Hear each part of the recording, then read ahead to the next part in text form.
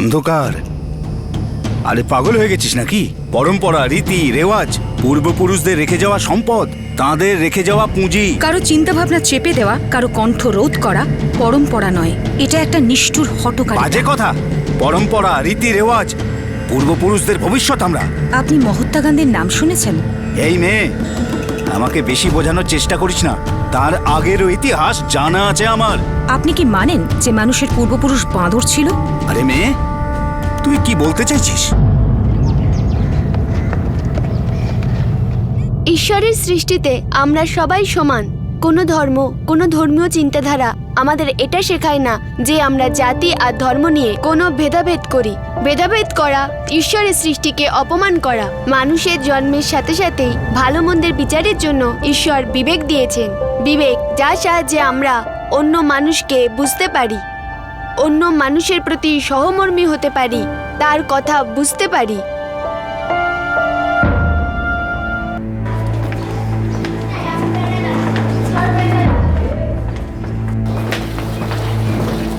যা, গাড়ি ঠিক করে পরিষ্কার কর।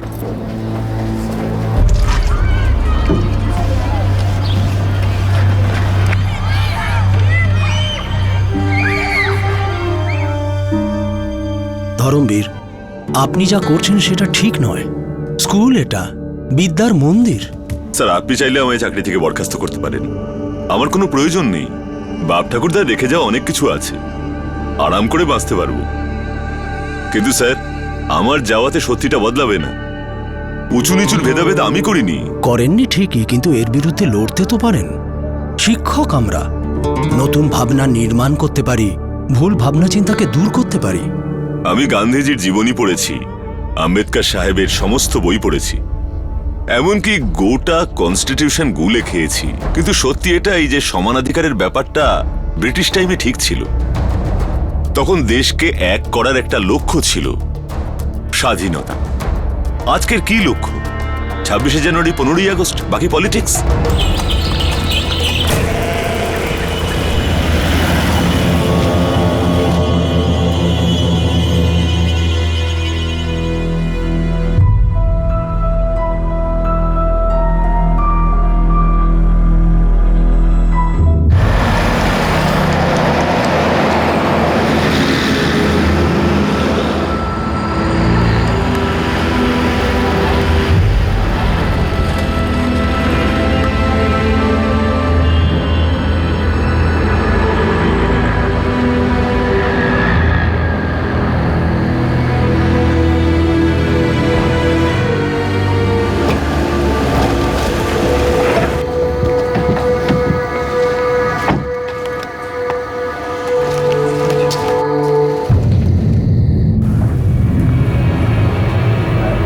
পাঁচটার সময় বাড়ি থেকে বেরিয়েছিল, বলেছিল 7টার মধ্যে পৌঁছে যাবে।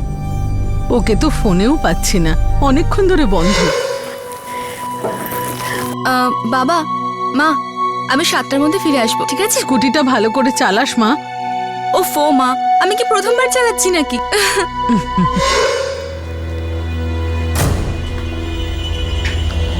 কোথায় যাওয়ার জন্য বেরিয়েছিল? পার্টি ছিল কোনো বন্ধুর বাড়িতে, তাই তো বলেছিল। আরে, কোথায় যাওয়ার জন্য রেডি হচ্ছিস? মা, সোনিয়ার বাড়ি, আজ পার্টি আছে ওর বাড়িতে। সোনিয়া মানে তোর অফিসের মেয়েটা না? হ্যাঁ মা, ওই। আচ্ছা। সোনিয়াকে ফোন করেছিলেন আপনারা? নাম্বারই নেই স্যার। স্যার, আমরা ওর অফিসে ফোন করেছিলাম, কিন্তু 7:30 বেজে গেছিল, তাই কেউ ফোনই ওঠায়নি। কোন অফিসে কাজ করে আপনার মেয়ে জ্যোতি আর ওর বন্ধু সোনিয়া? করতো স্যার, এখন আর করে না। 1 মাস আগেই কাজ ছেড়ে দিয়েছে। আগে মাহেলপুরে যে ফিনান্স কোম্পানিটা আছে, ওখানে কাজ করতো। আপনাদের কারোর কাছে সোনিয়ার ফোন নাম্বারও নেই আর অ্যাড্রেসও নেই? মানে নাম্বার তো নেই। আর স্যার, জ্যোতি বাড়ির বাইরে গেলেও সবসময় ঠিক টাইমে ফিরে আসতো, কিন্তু আজও 8টা পর্যন্ত ফেরেনি এবং ফোনও বন্ধ ছিল ওর। তাই এদের চিন্তা হচ্ছিল যে 7টার মধ্যে ফিরে বলেছিল, কিন্তু 8টা বেজে গেল। আপনি কে? আগে আমি হরমেশ সিং, ধরমবীরের পুরনো বন্ধু। ওর ফোন পেয়ে আমি চলে এসেছি। 8টা বেজে গেছিল, ওদের চিন্তাও হচ্ছিল। আমি তোদের বললাম যে দেখ, একটু দেরি হচ্ছে, নিশ্চয়ই চলে আসবে, কিন্তু তারপর যদি না আসে কিছু একটা করা যাবে। আমার জ্যোতির পুরনো অফিসের ঠিকানা চাই। পেট্রোলিং টিমকে খবর দিয়ে দাও। স্যার, আপনাদের কাছে জ্যোতির কোনো ছবি আছে? হ্যাঁ আছে, এই নিন স্যার।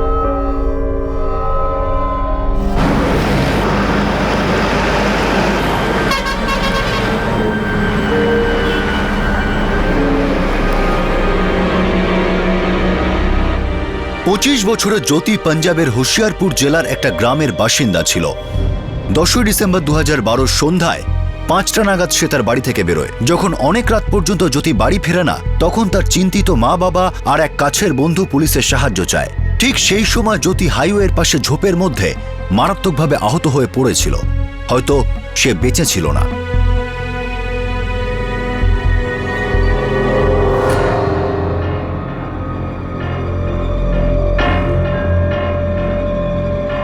সেই সন্ধ্যায় কি গন্ডগোলের কোনো রকম আভাস পাওয়া গিয়েছিল, নাকি এই সতর্কবাণী অনেক আগে থেকে শোনা গেছে? এই সতর্কবার্তা কি শোনাই যায়নি, নাকি শুনেও গুরুত্ব দেওয়া হয়নি? স্যার, সন্ধে 6টা সাড়ে 6টায় সবাই বাড়ি চলে যায়। সোনিয়া ম্যাডামের মোবাইল নাম্বার আছে তোমার কাছে? না স্যার, আমার কাছে কারোরই মোবাইল নাম্বার নেই। স্যার, ভাগোড়া ক্রসিং এ পেট্রোলিং টিম একটা মহিলার লাশ পেয়েছে, স্কুটিও পড়ে আছে।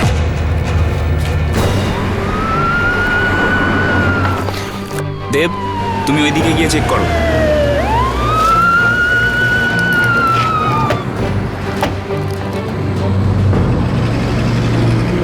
স্যার, আমরা এদিক দিয়ে যাচ্ছিলাম, দেখলাম সাইডে স্কুটি পড়ে আছে। নেমে যখন চেক করলাম তখন দেখলাম মেয়েটার ডেড বডি পড়ে আছে।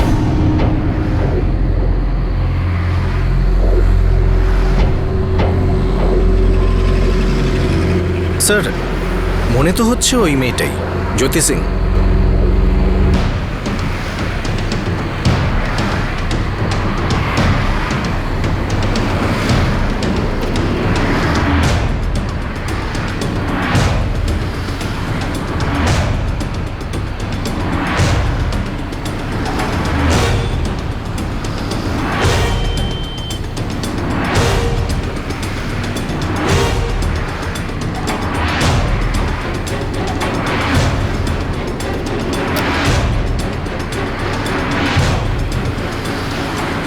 স্যার, মেয়েটার মোবাইল, পার্স কিছুই পাওয়া যায়নি। মাথার পেছনের দিকে চোট লেগেছে। অ্যাক্সিডেন্ট মনে হচ্ছে স্যার।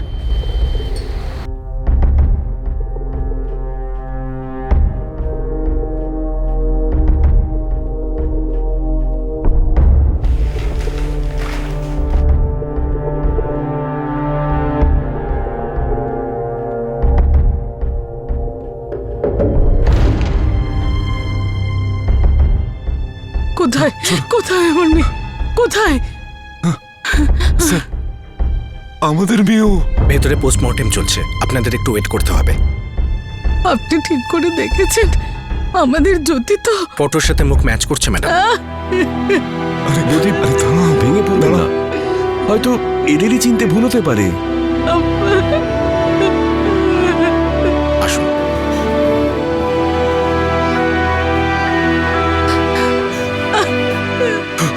জ্যোতি,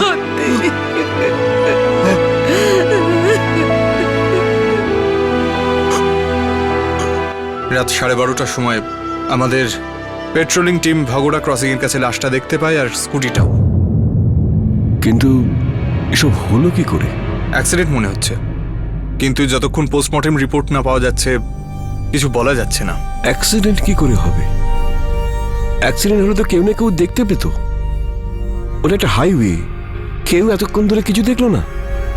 লোক দেখে মুখ ফিরিয়ে নেয়। মেয়েটার কাছে পার্স বা মোবাইল কিছুই পাওয়া যায়নি। কিন্তু স্যার, ওর হাতে তো পার্স ছিল। ও মোবাইল আর পার্স ছাড়া তো পাশের মুদিখানাতেও যায় না।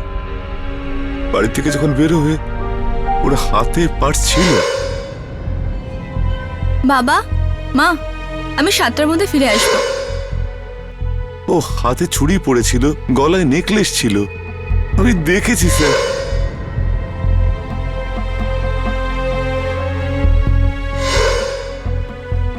কিন্তু আমরা তো বডিতে কিছুই পাইনি, কিচ্ছু না।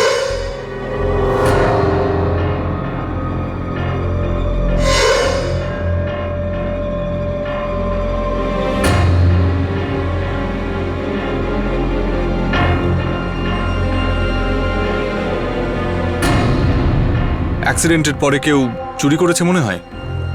6টা থেকে 8টার মধ্যে মৃত্যু, 6টা থেকে 8টার মধ্যে হয়েছে। হতে পারে কোনো ট্রাক ধাক্কা মেরেছে। স্কুটিতে অনেক দাগ ছিল আর সমস্ত কাঁচ ভাঙা ছিল।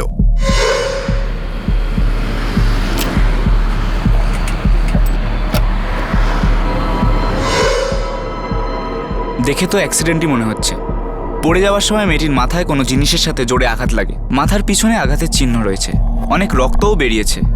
একটা ব্যাপার অদ্ভুত ইন্সপেক্টর, শরীরের কোনো অংশে আর কোনো চোটের চিহ্ন নেই, এমনকি হাত পায়ে একটা আঁচড়ের দাগও নেই। মানে মনে হচ্ছে না এটা অ্যাক্সিডেন্ট। মাথায় চোট ছাড়া শরীরের কোনো অংশে আর কোনো চোটের চিহ্ন নেই। একটা ব্যাপার আরও অদ্ভুত ইন্সপেক্টর, মেয়েটা পার্টিতে যাচ্ছিল, ভালো কাপড় জামাও পরেছিল, কিন্তু ইন্সপেক্টর পায়েতে এই সাধারণ স্লিপার ছিল। এটা অদ্ভুত। সোনিয়া বাগড়া ক্রসিং এর আশেপাশে থাকে কিনা আমরা জানি না স্যার। যদি পার্টির জন্য গিয়েছিল, ভালো জামাকাপড় পরেছিল, কিন্তু পায়ে স্লিপার্স। ওর স্যান্ডেল ছিঁড়ে গেছিল, ও বলছিল মার্কেট থেকে নতুন কিনে নেবে।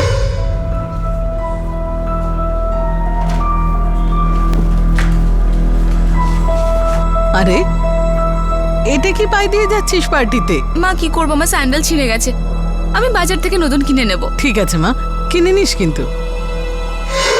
এমন নয় তো যে সোনিয়ার নাম করে যদি অন্য কারোর সঙ্গে দেখা করতে যাচ্ছিল? এ আপনি কি কথা বলছেন স্যার? কোনো ছেলেটেলের ব্যাপার নেই তো? এমন নয় তো যে আপনারা আমাদের পুরো সত্যিটা বলছেন না? স্যার দেখুন, ও আমাদের মেয়ে, ভালো শিক্ষা দীক্ষা পেয়েছে ও আমার কাছে। কানাডার একটা ছেলের সঙ্গে ওর বিয়ে ঠিক হয়ে গেছে। স্যার, জ্যোতি ভীষণ ভালো মেয়ে ছিল, মা বাবার সব কথা শুনতো।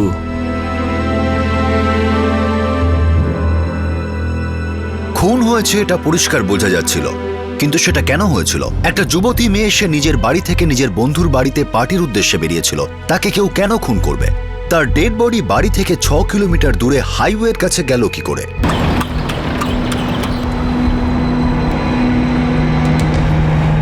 স্যার, কালকে সকালের মধ্যে মেয়েটার ফোন কলসের রেকর্ড চলে আসবে। গয়নার মোবাইল দুটোই চুরি হয়েছে, পার্সটাও চুরি হয়েছে।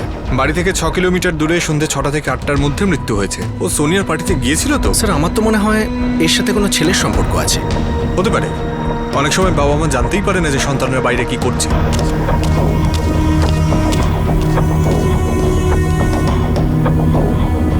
পার্টি আর আমার বাড়ি? নো স্যার, কাল সন্ধ্যেতে আমার বাড়ি কোনো পার্টি ছিলই না। কিন্তু জ্যোতি তো বাড়িতে এই কথাই বলেছিল। স্ট্রেঞ্জ স্যার, জ্যোতি চাকরি ছেড়ে দিয়েছে 1 মাস হয়ে গেছে। আর আরেকটা ব্যাপার হলো যে একই অফিসে চাকরি করার জন্য আমরা একে অপরকে চিনতাম, বাট আমাদের মধ্যে এমন কোনো বিশেষ বন্ধুত্ব ছিল না যে আমি ওকে পার্টিতে ডাকবো। আর না জ্যোতি কখনো আমার বাড়ি এসেছে, না আমি কখনো ওর বাড়ি গেছি, তাই পার্টিতে ডাকা। জ্যোতি অফিসে আর কারোর সঙ্গে ক্লোজ ছিল? হ্যাঁ স্যার, রঞ্জিতার সাথে জ্যোতির ভালো বন্ধুত্ব ছিল।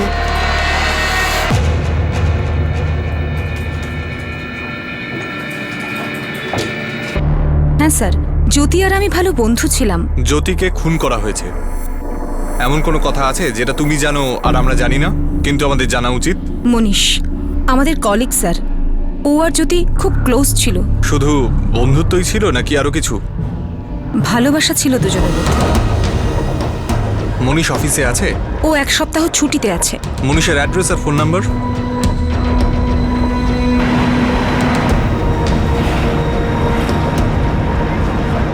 ফোন এখনো বন্ধ স্যার।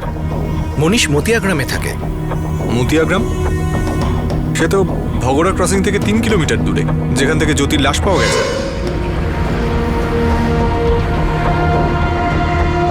স্যার, হতে পারে মনীষের সাথে দেখা করতে গিয়েছিল জ্যোতি।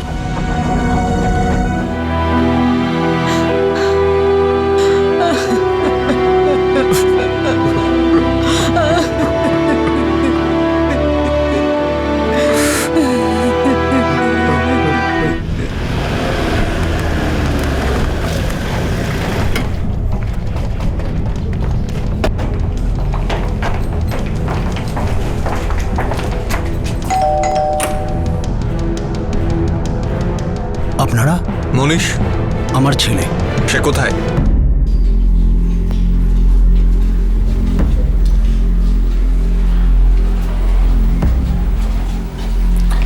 মনীষ, হ্যাঁ জ্যোতি মারা গেছে। জানি স্যার। কেন মেরেছে ওকে? আমি জ্যোতিকে কেন মারবো স্যার? আজ আমাদের বিয়ে হওয়ার কথা ছিল, ম্যারেজ রেজিস্টারের অফিসে আজকের তারিখ দিয়েছিল। আমি তো কাল ওর জন্য অপেক্ষা করছিলাম, কাল তো এলোই না। আমি ঠিক আসবো মনীষ, আমি আর এখানে থাকতে চাই না। আমি বাড়ি থেকে যেভাবেই হোক কিছু একটা বলে এখান থেকে বেরিয়ে যাব। আমি হাইওয়েতে তোমার জন্য অপেক্ষা করব। ওখান থেকে আমরা হোশিয়ারপুরে চলে যাব আর রেজিস্ট্রারের অফিসে গিয়ে বিয়ে করে নেব। আমি 5টা নাগাদ বাড়ি থেকে বেরোবো আর 6টার মধ্যে পৌঁছে যাব। জ্যোতি বাড়ি থেকে পালিয়ে যাচ্ছিল। বাড়ির লোক এই কথা বলেছিল যে ও পার্টিতে যাচ্ছে। বাড়িতেও কি বলেছে এটা আমি জানি না স্যার, কিন্তু ও আসেনি। অনেকবার ওকে ফোনে ট্রাই করেছি, 7টা পর্যন্ত ওর জন্য অপেক্ষা করেছি আমি। আপনি এখন যে নম্বরে ফোন করেছেন সেটি এখন বন্ধ আছে। The number you have dialed is switched off.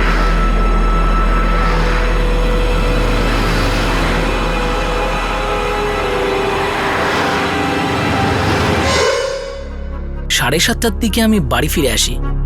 আমি ভেবেছিলাম ওর বাবা মা হয়তো ওকে বেরোতেই দেয়নি, বা হতে পারে যে ওর বাবা মা হয়তো ওর পালানোর খবরটা জেনে গিয়েছিল। জ্যোতির বাবা মা জানতেন তোমাদের ব্যাপারে? ওনাদের কি আপত্তি ছিল? ওনারা রাজি থাকলে এই বাচ্চাগুলো পালানোর চেষ্টা কেন করবে বলুন?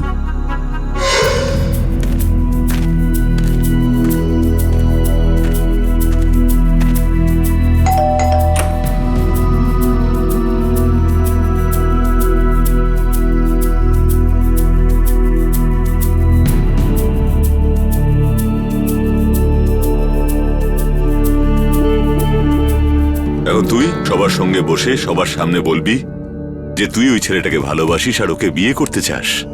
আসলে বাবা, আমি মনীষকে ভালোবাসি। এই ফালতু কথাটা অলরেডি শুনেছি ওই ছেলেটা আর ওর বাবার কাছ থেকে। আমরা দুজন একে অপরকে খুব ভালোবাসি, একে অপরকে ছাড়া বাঁচতে পারবো না। হ্যাঁ বাবা। কিন্তু ওর জাতটা কি কখনো ভেবেছিস তুই? মানছি আপনার ছেলে প্রেমে পাগল হয়েছে, মানছি আমার মেয়ের মাথাটাও গেছে, কিন্তু আপনার বোধ বুদ্ধি কি সব চলে গেছে? এখানে আসার আগে দুটো থাপ্পড় মারেননি কেন?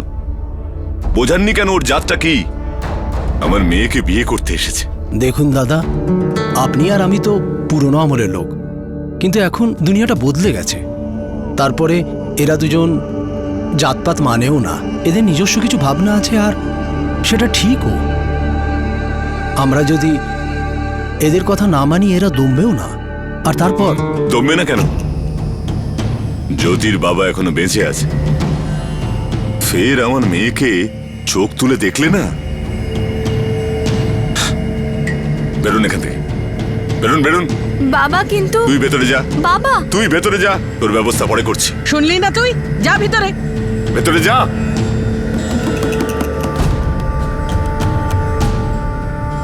কাল থেকে ওর চাকরি বন্ধ।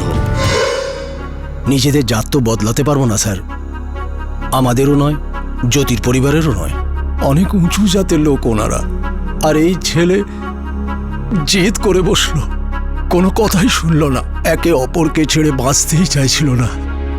ওর বাবা জোর করে ওকে বাড়িতে আটকে রেখেছিল, ওর চাকরিও ছাড়িয়ে দিয়েছিল। আর তোর সঙ্গে জ্যোতির বিয়ে হবে না বলে তুই ওকে মেরে ফেললি। স্যার, আমার চিন্তা ভাবনা জ্যোতির বাবার মতো নয়, আর জ্যোতিও এরকম ভাবতো না। আমরা তো শুধু স্যার একে অপরকে ভালোবাসতাম, ভালোবাসার অর্থটা বুঝেছিলাম, একে অপরের সাথী হতে চেয়েছিলাম। আমরা জানতাম স্যার, যদি আমরা থেমে যাই যে কোনো একজনের প্রাণ যাওয়া নিশ্চিত ছিল স্যার। সেই জন্য আমরা একসাথে পালিয়ে যাওয়ার প্ল্যান করি।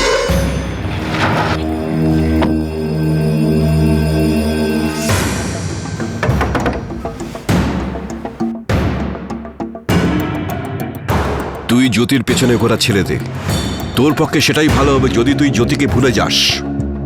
আর তাছাড়া জাতপাতের ব্যাপার আছে, খামোকে একটা ঝামেলা হবে, ভুলে যা।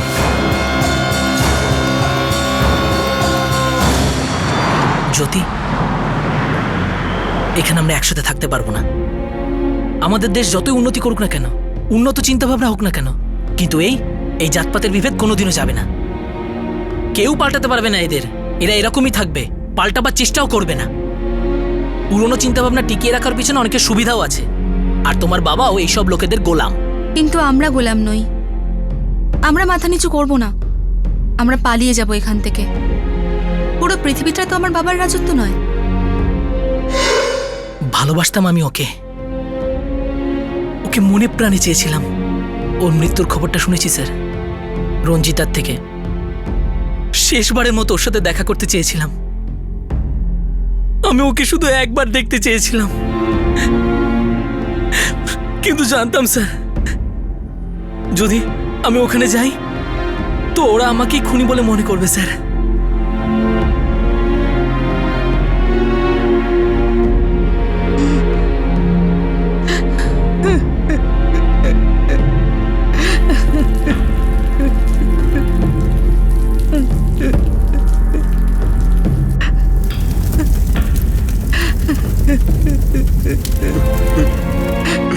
ওই ছেলেটা মিথ্যে বলছে।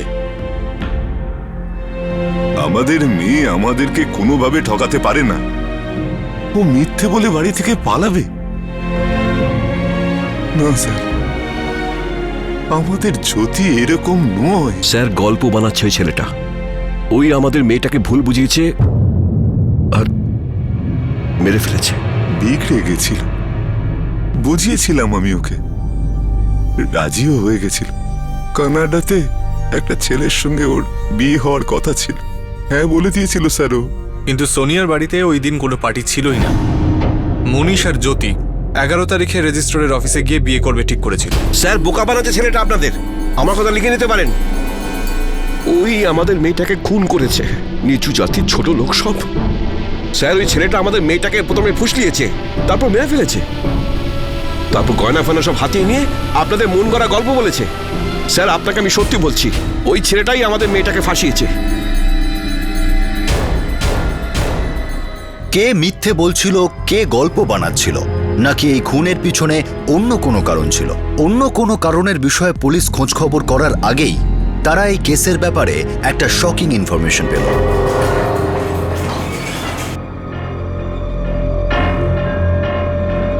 স্যার জ্যোতির ফোনের লাস্ট কল মনীষের ছিল। ও সেই দিন দুপুরে ফোন করেছিল যেদিন জ্যোতির মার্ডার হয়। ছেলেটা সত্যি বলছে স্যার। আমি হাইওয়েতে তোমার জন্য অপেক্ষা করব। আমি 5টা নাগাদ বাড়ি থেকে বেরোবো আর 6টার মধ্যে পৌঁছে যাব। আর ফোনের লাস্ট লোকেশন? স্যার শুভানপুর গ্রাম, জ্যোতির বাড়ি। কি স্যার জ্যোতির ফোন বিকেল 5টা থেকে সুইচ অফ দেখাচ্ছে। আর জ্যোতি 5টার সময় বেরিয়েছিল।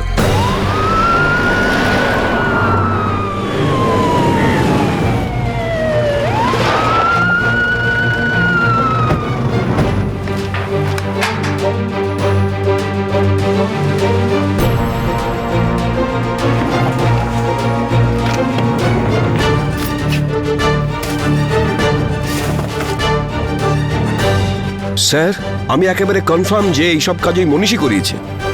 ওই নিশ্চয়ই আমাদের মেয়েটিকে বলেছিল যে বাড়িতে মোবাইলটা রেখে আসতে।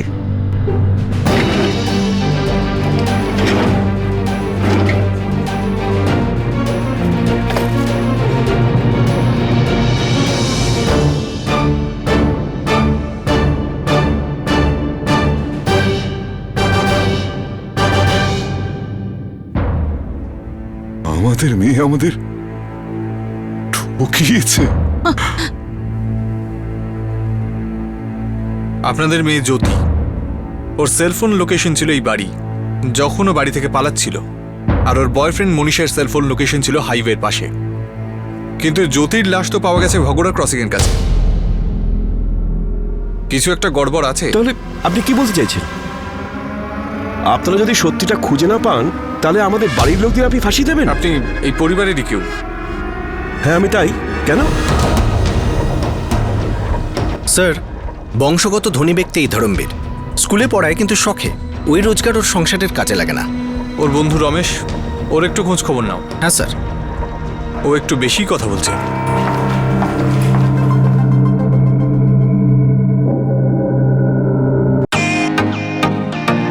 ওয়েলকাম টু বিটেন world. How may I assist you? নতুন ফ্ল্যাটের জন্য একটা স্ট্যান্ড ফ্যান আর কুলার নেব। এই পচা গরম থেকে একটু স্বস্তি চাই। বাজার চলতে সব ব্র্যান্ড তো আর ভরসাযোগ্য নয়। তার জন্য তো আমাদের ফ্যান আছে, all purpose bullet table fan, ceiling fan. আমাদের সিলিং ফ্যান কিন্তু 30 মাসের ওয়ারেন্টি সহ পাওয়া যায়। আছে ফারাটা 2 বছরের ওয়ারেন্টি, 17 থেকে 20 মিটার এয়ার ফ্লো, মধ্যবিত্তের সাধ্যের মধ্যে একমাত্র ভরসাযোগ্য ব্র্যান্ড বিটেন। আমাদের কুলারের কিন্তু অনেক range, 45 litres, 50 litres, 70 litres, 90 litres, 110 litres. Honeycomb সহযোগে বিটেনের সব কুলারের ওয়ারেন্টি 1 বছর। চেনা হাওয়ায় অচেনা অনুভূতির জন্য একমাত্র আদর্শ বিটেন। গরমে স্বস্তি পেতে বিটেনের ফ্যান হোক বা কুলার আজই আনুন বাড়িতে। Beaten, digitally yours.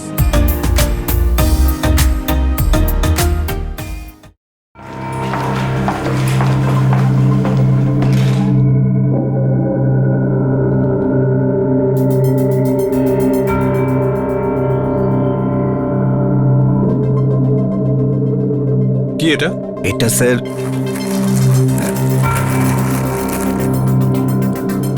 পুরো 1 লাখ আছে। আপনি স্যার ওই মেয়েটার কেসটাকে যে কোনোভাবে বন্ধ করে দিন। এটা আপনার কাছে সামান্য ব্যাপার। দেখ, আমি তোকে এটা প্রশ্ন করব না যে তোকে কে পাঠিয়েছে, কিন্তু যেই পাঠিয়ে থাকুক তাকে বলবি যে 1 লাখ নয় 10 লাখ লাগবে। মার্ডারের কেস বন্ধ করে দেওয়া এত সোজা কাজ নয়, বুঝলি? ঠিক আছে স্যার, আমি কাল কথা বলে ব্যবস্থা করে দেব। আচ্ছা স্যার, নমস্কার।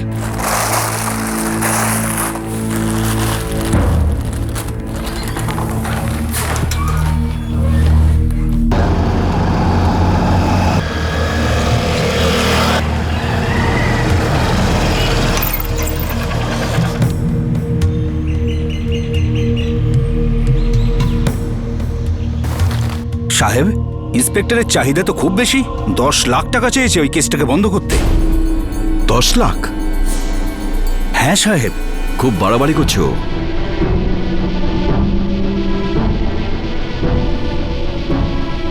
তোর কি মনে হয় একজনের জীবন এত সস্তা? আমাকে কিনে ফেলা এত সোজা? মনীষ তো জ্যোতিকে ভালোবাসতো, কিন্তু এই ব্যাপারে তোর সমস্যাটা কোথায়?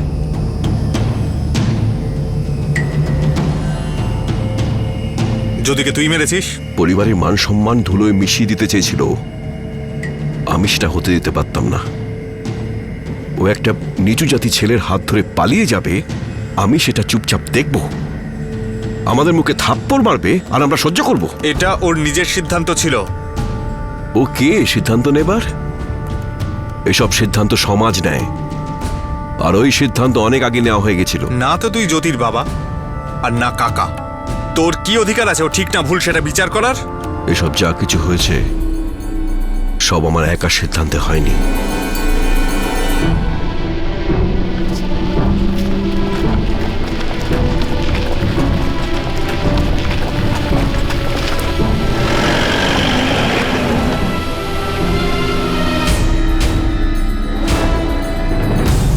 আপনারা ওর মা বাবা।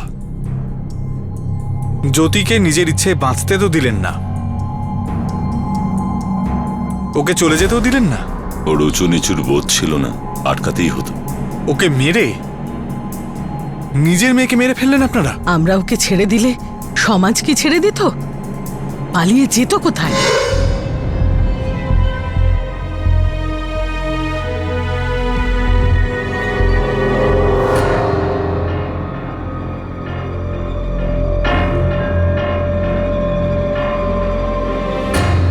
বাবা, আজ সন্ধ্যায় আমি এই বাড়ি আর এই জায়গা ছেড়ে চলে যাচ্ছি। তোমার এখানে খুব সুনাম আর অনেক সম্মান। আমরা দুজন এত দূরে চলে যাব যে তোমার সম্মানে কোনো দাগ লাগবে না। বাবা, এটাকে ছিঁড়ে ফেলে কি হবে? ওটা তো শুধু একটা কপি। তুমি এটা ভেবো না যে আমি এখান থেকে পালিয়ে যেতাম। আমি যেটাই করতাম তোমাকে জানিয়ে করতাম, তোমাকে লুকিয়ে নয়। বেহায়া, তুই জানিস তুই কি করছিস? গোটা পৃথিবীতে তুই ওই একটাই ছেলে পেয়েছিস, তা ওই নিচু জাতের। নির্লজ্জ তুই! কত আদরে বড় করেছি তোকে, তোর সব ইচ্ছে পূরণ করেছি, বিনিময়ে তুই আমাদের এই দিলি? ভুল তো ভুলই হয় না বাবা, সেটা গুরুজন করুক বা ছোটরা, আপন কেউ করুক বা পর। আচ্ছা, এবার তুই আমাদের শেখাবি কোনটা ঠিক আর কোনটা ভুল। আমি তোমাকে ঠিক ভুল কিছু শেখাচ্ছি না। শিখবে না শিখবে না সেটা তোমাদের হাতে। আর সময় সবাইকে সবকিছু শিখিয়ে দেয়। সময় বদলাচ্ছে, তোমাদের ধারণাও বদলাবে। আমি ঠিক করে ফেলেছি যে আমি মনীষের সঙ্গে যাচ্ছি। আমাকে আটকাবার চেষ্টা করো না।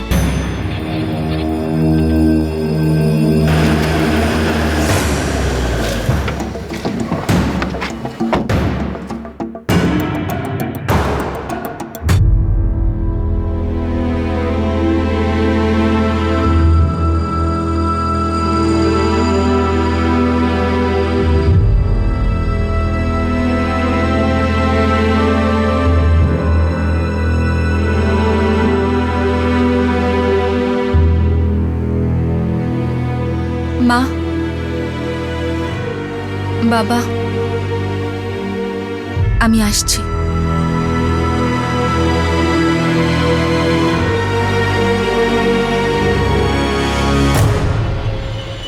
তুই কোথাও যাবি না। আপনি আটকাতে পারবেন না আমায়। আপনার বন্ধু ধর্মেশের সঙ্গে হাত মিলিয়ে আপনি নিজের মেয়েকে মেরে ফেললেন। যদি এই সমাজে থাকতে হয় তাহলে এখানকার নিয়ম কানুন মেনেই থাকতে হবে। কিন্তু ও আপনাদের সমাজের নিয়ম কানুন মেনে থাকতে চায়নি। ও আমাদের মেয়ে ছিল, আমাদের রক্ত, আর এই কথাটা কেউ বদলাতে পারবে না। যে বদলাবার চেষ্টা করবে সে নিজে শেষ হয়ে যাবে। সন্ধে হতে দাও, তারপর আমি দেখছি কি করা যায়।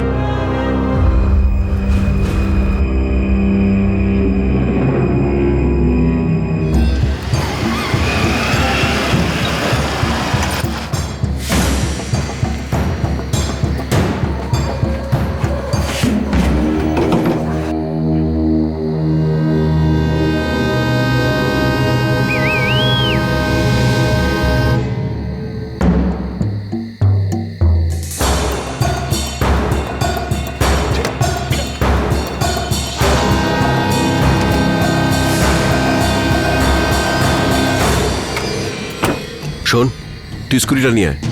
সতেন্দ্র, তুই গাড়িটা চালা, আমরা আমাদের গাড়িতে যাব।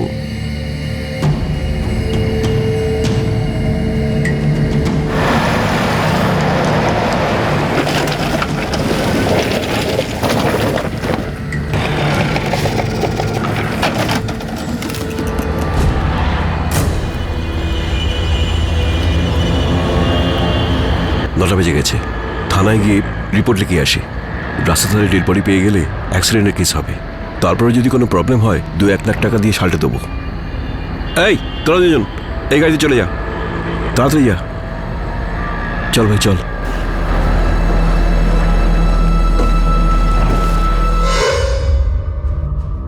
মেয়ের জীবন নিয়ে কি সম্মানটা বাড়িয়েছেন? বেঁচে থাকলে সম্মান ধুলোয় মিশে যেত। আপনি মা, আর আপনি স্কুলে পড়ান, টাকার জন্য নয়, পড়াতে ভালোবাসেন তাই। কিন্তু আপনি না পারলেন নিজের মেয়ের মনের কথা পড়তে, আর না বুঝলেন সমাজের বদলে যাওয়া চিন্তা ভাবনাকে। তাহলে কেমন শিক্ষক আপনি? আমাদের সমাজ, তার মর্যাদা আর তার নিয়ম কানুনকে জানাটা জরুরি, বোঝাটা জরুরি, বোঝানোটা জরুরি। এটা আমাদের পরম্পরা, এটা কখনো বদলাবে না ইন্সপেক্টর সাহেব। গঙ্গা উল্টো বয়ে যায় না। আপনাদের মতো লোক গঙ্গাকে বইতে দিচ্ছেন কোথায়? নিজেদের নোংরা চিন্তা ভাবনা দিয়ে গঙ্গাকেও কলুষিত করছেন। আর এই নোংরা মধ্যযুগীয় চিন্তা ভাবনাকে বলছেন পরম্পরা? আপনাদের কষিয়ে এমন থাপ্পড় মারা উচিত যাতে এরকম পরম্পরার কথা আর না বলেন।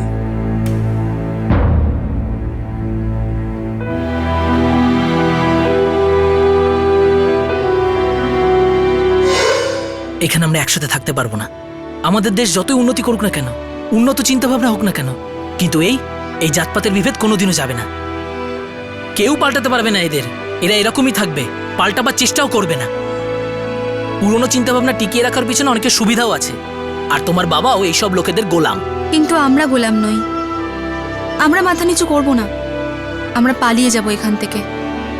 পুরো পৃথিবীটা তো আমার বাবার রাজত্ব নয়।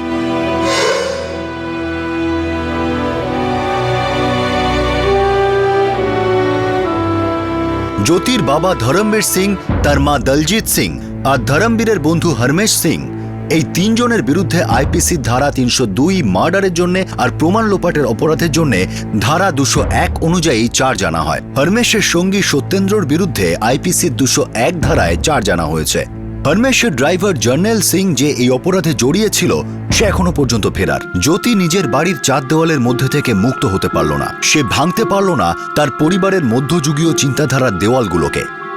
পরম্পরা আর রীতি রেওয়াজের নামে মা বাবা নিজের মেয়েকে খুন করে ফেলল। ওনারা বদলে যাওয়া পৃথিবীর আহ্বান না দেখতে পেলেন না শুনতে পেলেন। চোখে পট্টি বাঁধা ছিল আর কান কালা ছিল। পৃথিবীর কোন সংস্কৃতি পরিবর্তনের স্রোতকে আটকাতে পেরেছে? আমাদের সভ্যতা আর ইতিহাস সাক্ষী যে সময়ের সঙ্গে চিন্তাধারা বদলাতে হবে, তবেই একটা সমাজ, একটা সংস্কৃতির বিকাশ হবে। স্বাধীনতার মানে শুধু এই নয় যে কারো শাসন থেকে মুক্ত হওয়া। স্বাধীনতার আসল মানে হলো নিজেদের কট্টর মধ্যযুগীয় ঐতিহ্য থেকে মুক্ত হওয়া, অন্যদের বিচারধারাকে শোনা আর সেই বিচারধারাকে সম্মান করা, বিবেকের ডাককে শাসনের নির্দেশের সামনে হারতে না দেওয়া, বিরোধী চিন্তাধারাকে শুনে সেটা বিচার করে সহনশীল হওয়া। স্বাধীনতার সংগ্রাম সবচেয়ে কঠিন হয়ে পড়ে যখন আপনাকে সিদ্ধান্ত নিতে হয় যে আপনার জন্য কোনটা ঠিক আর কোনটা ভুল। আর শুধু আপনার জন্য নয়, আপনার নিজের লোকেদের জন্য সিদ্ধান্ত নিতে হয় যে তাদের জন্য কোনটা উচিত হবে, কোনটা ঠিক হবে আর কোনটা ভালো হবে। যে কোনো সমাজের কর্তা ব্যক্তিদের কাছে সবচেয়ে সহজ কাজ হলো ফতোয়া জারি করা, যে কি করতে হবে আর কি না। মুশকিল হলো অন্যদের কথা শোনা, বিবেক দিয়ে বিচার করে সিদ্ধান্ত নেওয়া। আমরা আমাদের সমাজের নেতাদের, লিডারদের কাছে হাত জোড় করে অনুরোধ করছি যে তারা অন্তত একবার কঠিন পথে চলার চেষ্টা করুন, দায়িত্ববান হন আর বিবেকের ডাকটা শুনুন। বদলে যাওয়া চিন্তার সঙ্গে নিজেদের বদলে এগিয়ে গেলে সম্মান কমে না, বরং বাড়ে, সমাজ এগিয়ে যায়। সত্যিকারের নেতৃত্ব সেটাই হয় যেটা প্রেম আর ভালোবাসার ভাষা জানে। বদলে যাওয়া পৃথিবীর চিন্তাধারার বিরুদ্ধে ফতোয়া জারি করলে সমাজ পিছিয়ে পড়বে। ফতোয়া হলো একটা দায়িত্বজ্ঞানহীন, ভয় পেয়ে ভেঙে পড়া চরিত্রের প্রমাণ। আর এমন চরিত্রদের একদিন না একদিন ভাঙতেই হবে, হারতেই হবে, সময়ের সঙ্গে বদলাতে হবে, স্রোতের সঙ্গে এগোতে হবে। আর আটকে থাকার মানে হলো পচন। আক্ষরিক অর্থে গঙ্গাকে উল্টো দিকে বওয়ানোর মানে হলো প্রবাহকে আটকানোর চেষ্টা। আপনাদের সাথে আবার দেখা হবে ক্রাইম পেট্রোল দেশ থেকে আরও একটা নতুন কেস নিয়ে। ততক্ষণ নিজের খেয়াল রাখবেন, সুরক্ষিত থাকবেন আর বদলাতে থাকা সময়ের সঙ্গে নিজেদের চিন্তা বদলাবেন। জয় হিন্দ।